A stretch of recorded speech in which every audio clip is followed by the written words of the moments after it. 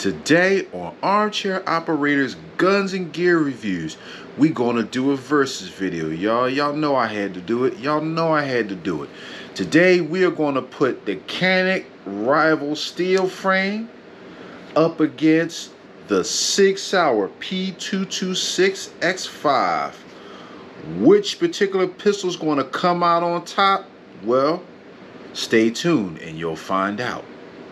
Never stop, I'll get it if I want it. Gotta make to myself a promise. I won't quit, keep going till I got it. I won't give up till I'm on top. Yo, no, I ain't the type to give up. If I do something, man, I do it till I get what I want. I turn a business out of nothing into something I love.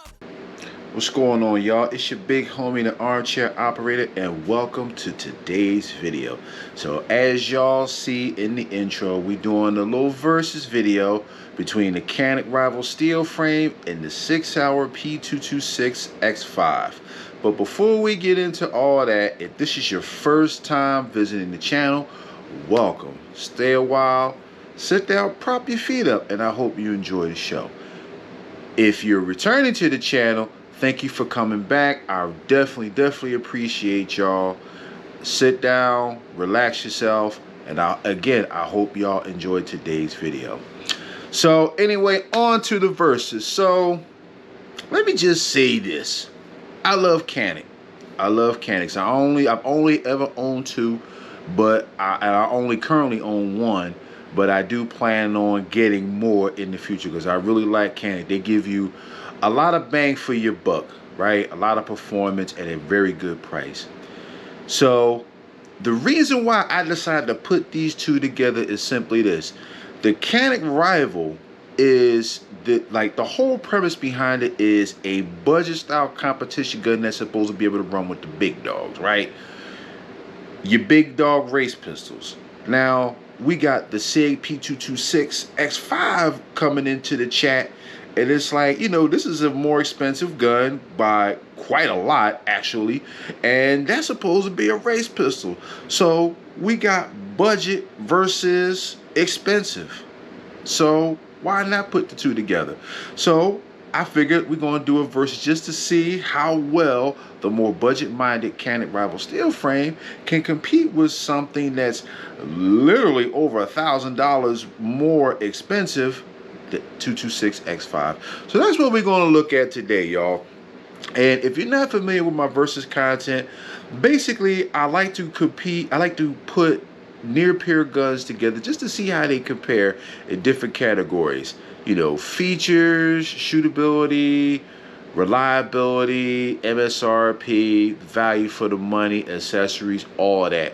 And the whole point of it is really, well, I really do it just for fun, but the main reason is just to give you all something to think about as you're out there shopping for your next pistol, whatever that pistol may be.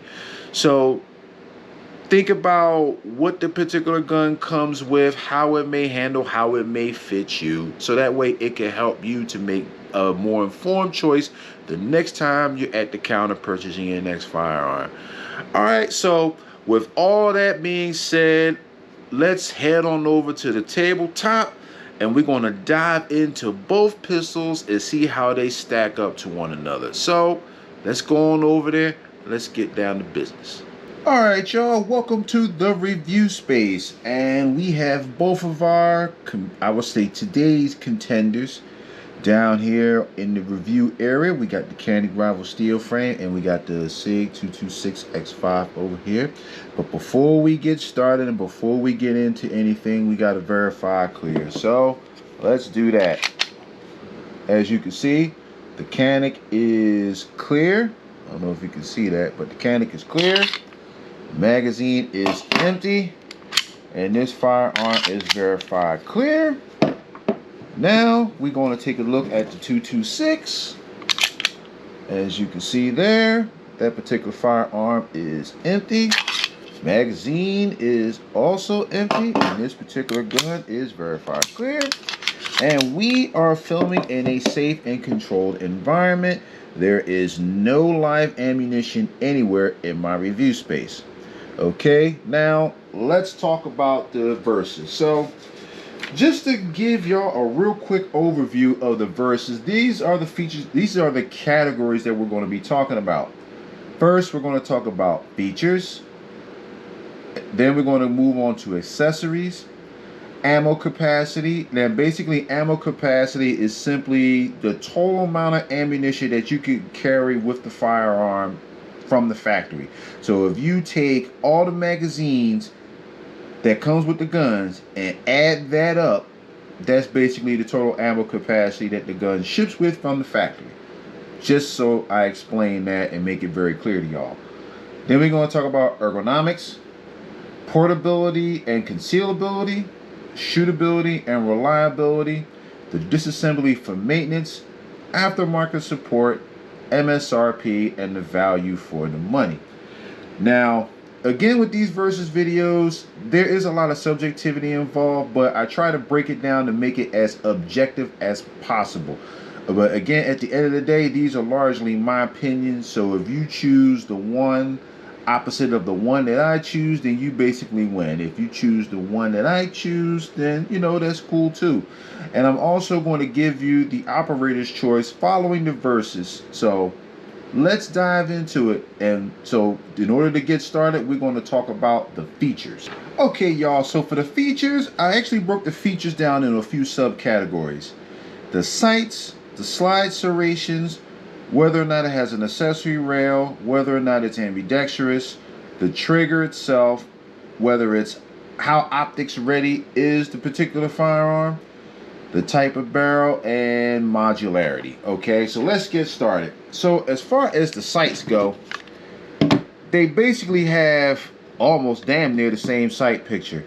Blacked out rear sight, blacked out adjustable rear sight, and the fiber optic front sight in the front. Like, I don't know if y'all can see that. The only really difference is with the Canik. The Canik has the red fiber optic installed, whereas the SIG has the green. But the Caniks also do come with a green fiber optic rod, but that's another category. But the point is, as far as the sights go, that's basically a tie. So they'll get a point for that because, like I said, it's pretty much the same damn sight picture.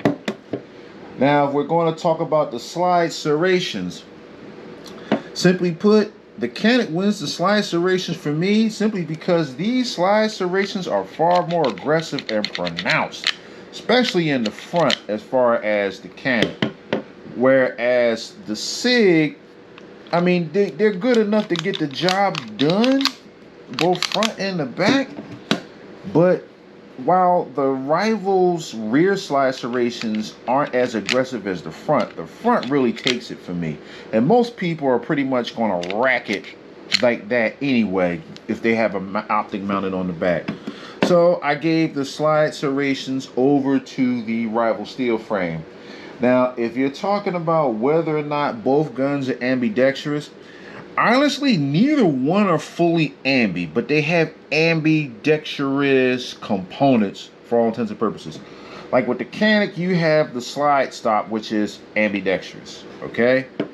And on the SIG, you have the safety, which is ambidextrous, okay? So this is ambidextrous, this is ambidextrous. That's basically it as far as the, well, actually, I take that back. The Canik, the takedown button is actually ambidextrous. So it does have that advantage over the SIG.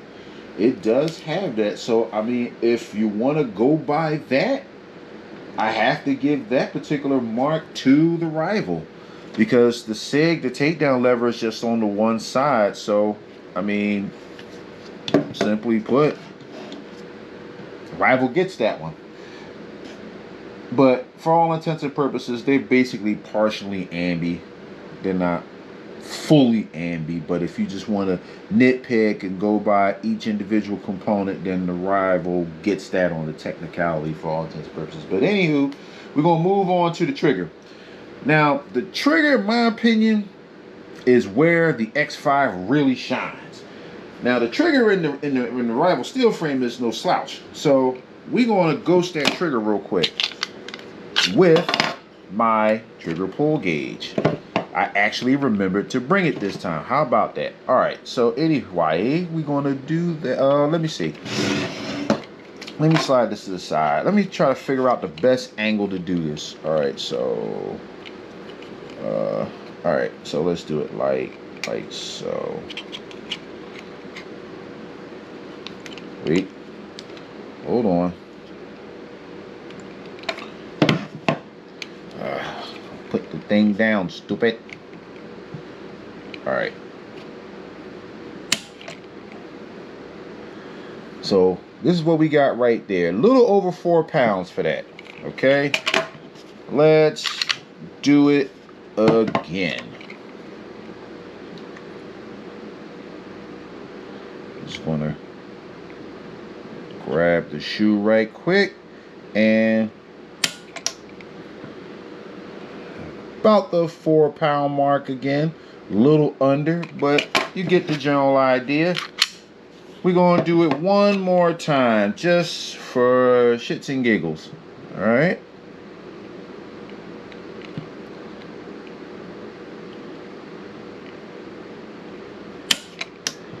And that one is basically around 4 pounds again. So we got a consistent 4 pound trigger pull with the rival steel frame, okay? For a striker trigger, that is awesome. Now let's look at the X5. Okay, let's see what Sig Sauer is bringing to the table, right? Let's see what Sig is talking about.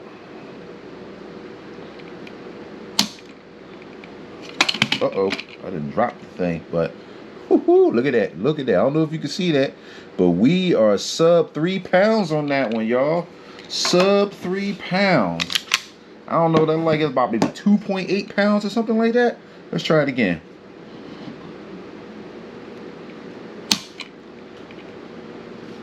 Bruh, look at that. That's under 2.5 pounds. Now, mind you, I have not adjusted this trigger. I have not adjusted this trigger at all. We're gonna try it one more time.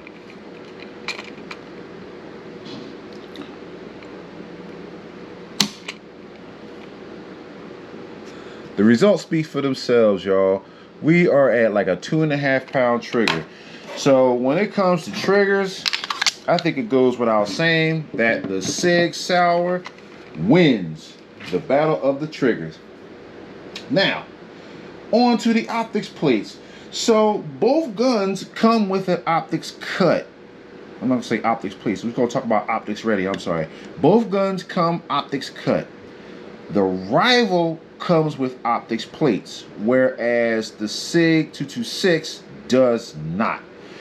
So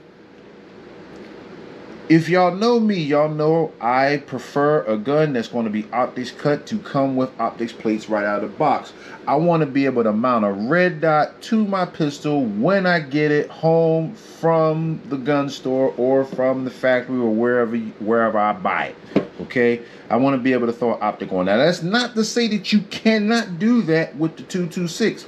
But the problem with the 226 is you're locked into that Delta Point Pro footprint. So if you don't have a Delta Point Pro footprint optic, you're basically out of luck until either A, you get one, or B, you get an adapter plate for whatever optic that you have. So when it comes to being fully optics ready out of the box with the cut with the plates, basically they both have that. They both have it. But I'm giving the point to the rival simply because they give you the plates. So that point is going to go there. Now, when it talks about the barrels, I mean, I believe this is just your standard 5-inch fluted barrel. It's not a bull barrel or anything like that. Whereas the X5 is. And you got a little bit of a looks like a bit of a reverse crown in there to protect the rifling. But I mean, based on that barrel, I'm going to give to the 226 X5. And as far as modularity goes, they're really not modular. They're not modular at all. So when it comes down to features, honestly, the Canik edges the 226 out by just a hair. Just a hair. So that being said, I have to give the overall point of features to the Rival S. It's as simple as that. So let's move on to accessories. All right, so now we're going to talk about accessories, and just from the visual, do I even need to explain which one is going to win this category? I mean, look at all this stuff over here for the rival. I mean, look at this. Look at this. You got interchangeable grip panels. You got optics plates out the wazoo. I mean, you got a holster. You got a mag loader, cleaning supplies, the little mini baby Canik tool that everybody loves with your additional bits for removing the optics plate, you know, charging handle, different things. And over here with the SIG, you got a challenge coin, which is cool, and the gun lock. Now, mind you, the rival has a gun lock too. It comes with it. I don't know where mine is at the moment, and I do not feel like looking for it. And frankly, I don't really even think it's necessary. So, oh, also, the magazine well. So, the magazine well on the Canik, I have it installed, as you can see. The magazine well on the 226 X5 is also removable. The difference is the mag well on the Canik doesn't come on the gun when you first buy it. However, it does on the 226. But that's pretty much irrelevant. The point of the matter is, it's a slaughterhouse. Canik wins the accessories category by a landslide. So let's move on over to ammo capacity. Okay, next we're going to talk about ammo capacity. And basically, the rival steel frame comes with two 18-round magazines from the factory, whereas the 226 X5 comes with three 20-round magazines from the factory. So the winner in this category is clear. That point is going to go to the SIG P226 X5. And now that we've covered ammo capacity, let's move on to ergonomics. So basically, ergonomically speaking, these guns feel very well. They feel really good in the hand. So while the X5 has a slight edge in one aspect because it has the ambidextrous safety that you can basically use as a thumb ledge when you're holding the gun, the rival has an edge in a sense because you have like this little textured memory pad area for your thumb, your support hand thumb. So as you're using that support hand thumb to control the muzzle of the pistol from going to the left for right-handed shooters and to the right for, to the right for my lefties there, you know, that really does help. Whereas the only real memory pad that you have on the X5 is basically this, the takedown lever, which you can kind of use in that capacity. But I mean, overall, both of the grips feel really good in the hand. I have the larger grip module on the Canik itself, so that really fills out my hand. It actually fills out my hand a lot like the X5 in a sense. So, I mean, ergonomically speaking, neither pistol stands out in my opinion, and they both fit really good in the hand for me. So I'm just going to give each of them a point in that category and just call it a tie. Next, let's talk about portability and concealability. All right, so when it comes to portability and concealability, portability, basically I go by the weight of each particular gun. So we've already established that both pistols are fully unloaded, as are the magazines are themselves unloaded. So let's just take, say, quote unquote, the dry weight of each particular gun. Dry weight meaning completely unloaded. All right, so here we go. First up, the Canik. The Rival S clocks in. Now, I don't know if you can see that, but the Rival S clocks in at 43.17 ounces. Okay. Now let's do the 226 X5 here. And the 226 X5 clocks in at 46.49 ounces. So as you can see, the 226 X5 is slightly heavier than the Rival S. So that would give the Rival S the point as far as the portability portion over the SIG, which I gotta say, was a little surprised. I thought they were around the same weight, but the Rival is actually a little bit lighter. Now, when it comes to the concealability part, quite frankly, they're very similar. I mean, they're both 5-inch guns. They're both heavy as all hell. No one is really going to use these as a concealed carry EDC. I mean, you could if you wanted to. I probably could if I really wanted to. But the weight for these guns, it wouldn't really be comfortable for all day carry, in my opinion, but not from a concealability standpoint. So, you know, neither one stands out to me as far as their concealability goes. So I just pretty much call that particular category a tie. So let's move on to shootability and reliability. Okay, so next we're going to talk about shootability and reliability. So let's just get the reliability portion out of the way from the rip. Both guns get a point in that category simply because both of which have been reliable for me. Since I've had it, I haven't had any issues out of either gun. Any failures, stoppages, nothing. They've all ran for me. And, you know, neither one stands above the other in that category. And they've been reliable. That's the whole thing. They've both been reliable. So I got to give them both a point for that.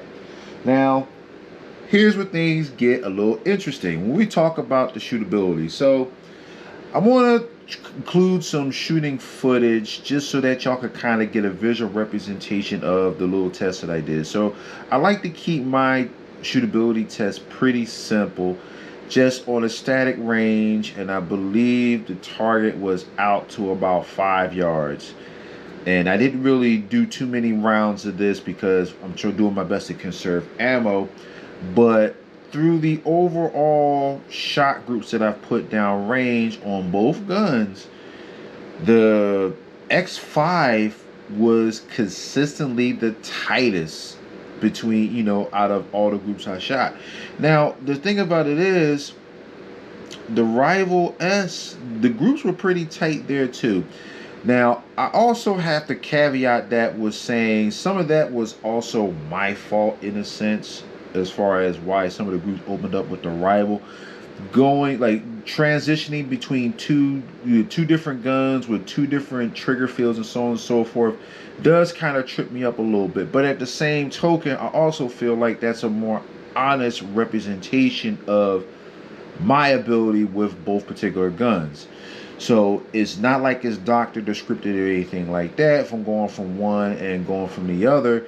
That's something that you also might want to think about yourself too. You know, if you're going to find yourself transitioning between different guns on a regular basis or whatever the case may be, it's just a little something else to consider. But I mean, the point of the matter is, overall, the 226 was the most enjoyable to shoot. And that's not to say the Rival steel frame was not enjoyable. It is very enjoyable. But the X5 was a bit more enjoyable because it's a little heavier. It has a slightly better balance than the Canik, even though it has the higher bore axis. And it has a lighter trigger, which also helped to keep my shots on a little closer together, a little tighter group. So overall, the shootability point goes to the X5. So next, we're just going to talk about disassembly for maintenance. Alright, so for disassembly for maintenance, essentially I just pretty much chalk it to which gun is easier to field strip to clean it. Simply put, right? Simple enough. Now, both pistols are relatively easy to do. They're very easy to do. But I got to give the point to the X5. I give the point to the X5 simply because of the takedown lever system that this gun uses versus the push button style that the Canik uses. This is more so akin to the Walther, which is not a surprise because for all intents and purposes, this thing is a Walther P99 clone anyway. Well, especially as far as the trigger and so on and so forth. But the button here is highly reminiscent of that. So you would just, you know, pull these down and, well, you get the idea. But the point of the matter is, like I said, I don't want to get into disassembly of how to disassemble it because of YouTube guidelines. but I do talk more about that in the review of both guns. So if you want more details as far as that, definitely check out the reviews on the channel for the rival steel frame and also the 226 X5, where I do go into more detail about the disassembly. But the point is, I give the point over to the 226 X5 simply because it's just a little easier and it has a little better takedown system versus the rival S. All right, now from there, we just going to talk about real quick the aftermarket support.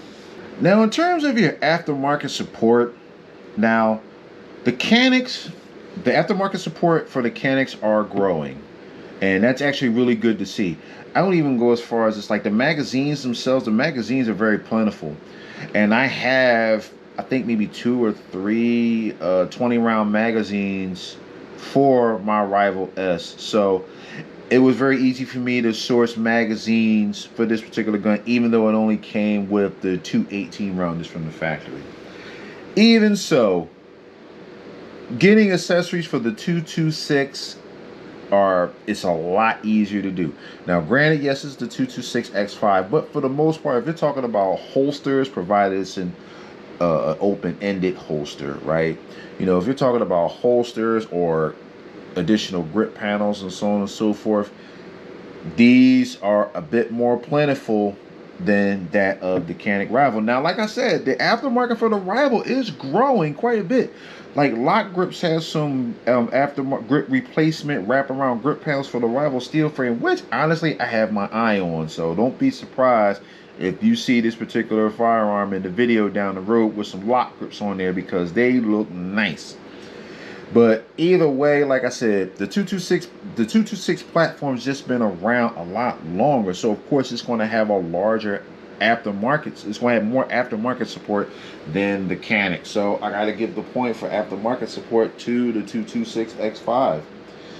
Now let's talk about the MSRP. So point blank period, Canik crushes SIG in the MSRP category. So according to Canik's website, the MSRP of the rival steel frame as of the recording of this particular video in March of 2024 is sitting at $899.99 versus the only price that I could find for the X5 as far as the MSRP from guns.com is $2299.99. So basically $900 versus $2,300. 900 versus 23. Do the math. Canik rival wins in the MSRP category. So that's going to bring me to the last point as far as the value for the money. Now, the value for the money portion is always kind of difficult to judge because it's not always about which particular gun is the cheapest. You know what I'm saying? It really, for me, when I talk about value, is what are you getting for the money? So, like if you look at the X5, for example, the X5 is a $2,300 gun. But this thing looks, handles, and feels like a $2,300 gun. Now, that's just my opinion. Just based on what you get, and also comparing this particular gun with similar guns in its price point, like your staccatos and what have you. So this gun is, like I said, it feels like a $2,300 gun, period. And even with the box, like the box has like, it comes in a premium case. I'm just going to put it like that, with the combination locks and everything. And that's all well and good and fine. It's cool. Adjustable trigger, you know, really nice stainless steel finish. Like this feels like a $2,300 gun. Now we're going to go to the rival here. The rival is not a cheap gun. It's not a $2,300 gun. But the thing about the rival is it costs way less than, say, something like a 226, but you're getting similar levels of performance in a gun that is more than $1,000 cheaper, on top of all the accessories that you're getting when you're talking about a Canik. So Honestly, it's really hard for, I would say, most guns out there on the market to compete with the Canik in terms of the value for the money. So it's a bit unfair in a sense, but at the same token, it is fair because that's one of the main selling points of the Canik pistols. Value for the money, pistols that are good performers that can keep up with their competitors and come in at a much lower price point. And you would think that this would be a cheaply built gun, but it is not. This gun is rock solid, it's reliable, and it runs. I say all of that to say, when it comes to the value for the money, I mean, Canik wins that hands down, point blank period. So now that we've gone through all the categories, let's just tally up the scores and let's see what we're left with. Alright, y'all, just to recap. In the features category, the point goes to the Rival S. In terms of accessories, the Rival S takes the point in that category as well. Ammo capacity goes to the 226 X5, while both guns get a tie of 1 point each as far as ergonomics. Portability and concealability, the Rival S gets 1 point in the portability portion simply because it's just a slight bit lighter than the 226 X5. Both guns are basically 5-inch guns and they're relatively the same size, dimensionally speaking, so neither gun overpowers the other gun in that category as far as concealability, so I just gave them both a point there. Moving on to shootability / reliability. So like I said, the 226 X5 gets the point in the shootability portion simply because I had tighter groups overall during the testing with the 226 versus the Rival S. In terms of reliability, both guns have been reliable for me, so they each get a point there. In terms of disassembly, the 226 X5 gets the point there simply because I prefer the takedown lever method versus the button method that the Canik uses. As far as aftermarket support, the 226 X5 just has a larger aftermarket available. It's been around longer than that of the Rival S. And as far as the MSRP and the value for the money, the Rival S takes the point in both of those categories to leave us with a grand total of 8 for the Rival S versus 7 for the 226 X5, leaving the winner of this versus the Canik Rival steel frame. Alright, y'all, so there you have it. The winner of this versus is the Canik Rival steel frame. So I have to say that I'm a little surprised by that. That's not to say that the Rival is a bad gun or anything like that. I just thought that the SIG would win in certain categories, like as far as the weight and the features category. I thought that the SIG was going to at least tie or win those categories, but come to find out, the Rival S took both of those categories. And I think this is a pretty fair assessment when you're talking about these particular guns. So at least in this particular case, the budget pistol won the versus. It be like that sometimes, and honestly, I'm not mad at that. I really love the Canik Rival, and as you can see, even though that it comes in, like, price point wise, way less than the 226 X5, it can keep up with the big dogs in a lot of different categories, and it shows. Now, we want to talk about the operator's choice. If I had to choose between the two, if I was about to go run a competition right now, or if crap hit the fan and I needed a home defense gun right quick, and just everything being equal, which one would I pick? Let me pause for a second to see if y'all can guess the right answer. Let me pause. Did you figure it out yet? All right, well, the operator's pick is going to be the 226 X5 Classic. So the question is, why would I pick this over the Rival, even though the Rival won the versus? I would pick this gun for two big reasons. Mainly the visual aesthetic. I like the look of this gun more so than that of the rival. But more importantly, my shooting performance with this particular gun consistently was superior than that of the Rival S. Now don't get me wrong, I can run my Rival S, but I could run this just a little bit better. And if you're talking about just overall shooting performance, all things being equal, I gotta go with the one that I was a better shot with, period. And it just makes sense for me to choose the 226 X5. But make no mistake, or as we say in the hood, don't get it twisted. I love them both, but the 226 X5 is my choice. So anyway, what did y'all think of today's versus? Do you think that this was a fair comparison? I think it was pretty fair, but do y'all think it was pretty fair? Let me know down in the comments what you think about that. Also, let me know what you think about the Rival steel frame, and let me know what you think about the X5. You know, do you feel as though that the Canik Rival gives you the best bang for the buck? Do you feel as though that a gun that's like, I think it's like almost $1,200 cheaper than, or something like that, way cheaper than that of the X5, that something like that can really keep pace with the big dogs? Or what do you think about more expensive race guns like your Checkmates or Checkmates or however the hell you say it? I don't know. Y'all know what I'm talking about. The race pistols with all the crap on the top, the red dot, the charging handle, and all that stuff. That's what I'm talking about. But anyway, do you think the Rival S can compete with those caliber guns? Let me know down in the comment section, y'all. So let's get this discussion popping. And as always, thank you so much for spending time with your big homie during this review. And I'm going to end it there, y'all. So it's been a pleasure. This is your big homie, and I'm out. Peace.